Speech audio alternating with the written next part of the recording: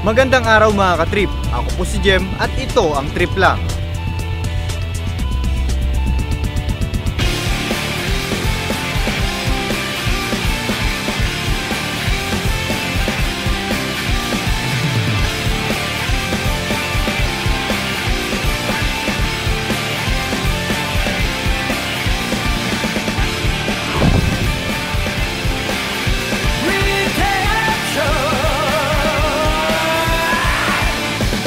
Trip lang. Nandito tayo ngayon sa bayan ng Solsona dito sa probinsya ng Ilocos Norte. Ang bayan na ito ay National Hall of Fame awardee bilang cleanest and greenest municipality sa buong Pilipinas. Tara na't samahan niyo akong pasyalan ang bayang ito.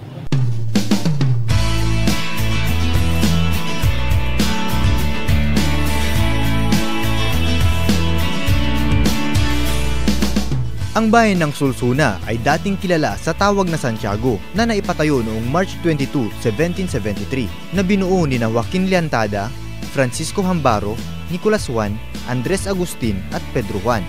Pero noong 1885, may malaking baha na dumating at natangay lahat ang mga bahay dito sa Santiago, kaya inabandona ito ng mga nakatira dito. Noong 1880, naging legal na munisipalidad at tinawag na rin itong Solsona. Ang bayan ng Solsona ay nasa ikatlong klaseng munisipalidad na mayroong 19,780 hectares na land area at binubuo ng 22 barangays na mayroong 22,202 na populasyon base sa pinakahuling census. Taong 1999 noong unang makatanggap ang bayan ng Solsona ng parangal bilang cleanest and greenest municipality sa buong Pilipinas. Napanatili nila ito ng 3 taon, kaya noong 2001 sila ay naparangalan ng Gawad Pangulo sa Kapaligiran National Hall of Fame awardee sa kategorya ng mga pang-apat na klaseng munisipalidad. Dito sa kinauupuan ko at silukuran ko, makikita yung parte na lang ng century-old na simbahan. Dito ang unang sentro ng Solsona.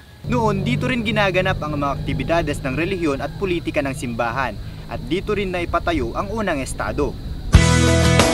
Dito sa lugar na ito, unang nagpatayo ng mga bahay at nanirahan ang mga taga Santiago o kilala na ngayong bayan ng Solsona. Sometimes I wonder what's holding me back from running this race at a steady pace. I start out fast, I go clinging to my past and suddenly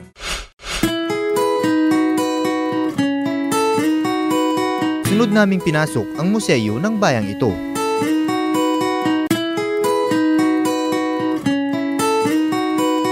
Maliban sa mga tradisyonal na gamit ng mga ninuno nila dito sa Solsona, makikita rin dito sa museo nila ang mga parangal at awards na nakuha sa pamumuno ni Mayor Joseph De Lara.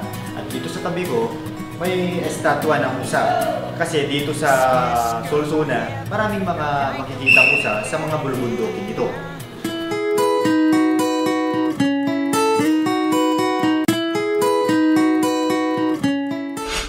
Sa Barangay Manalpak ang sumunod naming pinuntahan. Sa barangay na ito ang kadalasang tinutungo ng mga turista dahil maraming makikita rito. Bale, nandito tayo ngayon sa Barangay Manalpak. Isa ito sa mga dinadayo ng mga turista, local tsaka foreign. Pumupunta sila dito para mag-picnic kasi itong lugar na ito is Karingking River Resort. May mga cottages dito. Baling ilog na ito ay nasa paanan lang ng bundok. Tapos yung tubig niya napakalinis at napakalamig. Tapos yung mga bato dito parang mga yung diving area daw kasi dito pwedeng maligo at may part na malalim. Dito rin sa likod ko, ito yung mababaw na part at maganda yung view.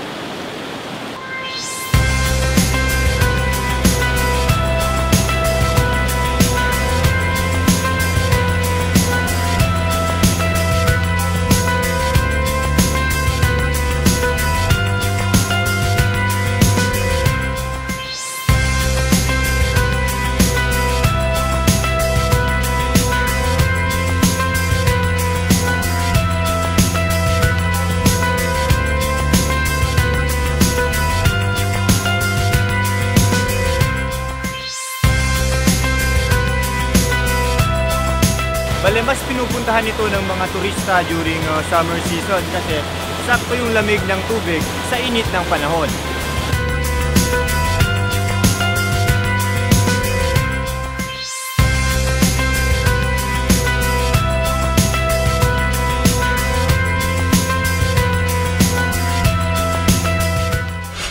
Dito sa Barangay Manalpak, merong dalawang river resort.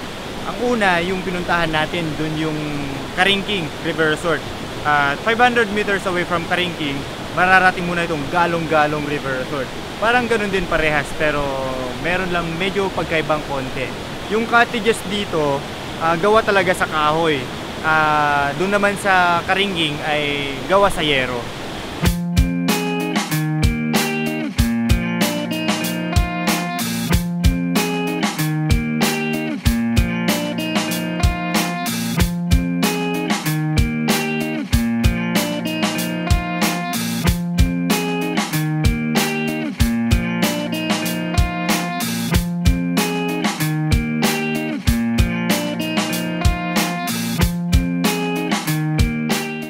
Bale, dito sa Galong-Galong River Resort, isa sa dinadayo nila itong cable car.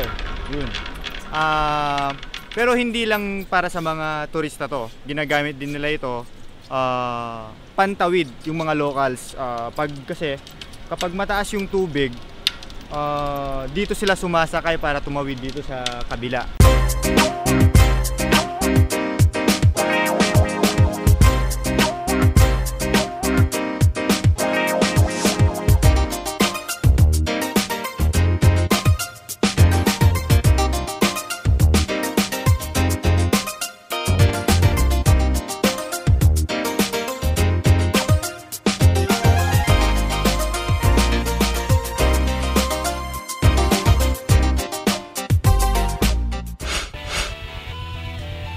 Sa pagbabalik ng trip lang, pupuntahan naman natin ang iba pang pinagmamalaking istruktura at likas na yaman dito pa rin sa bayan ng Sulsuna.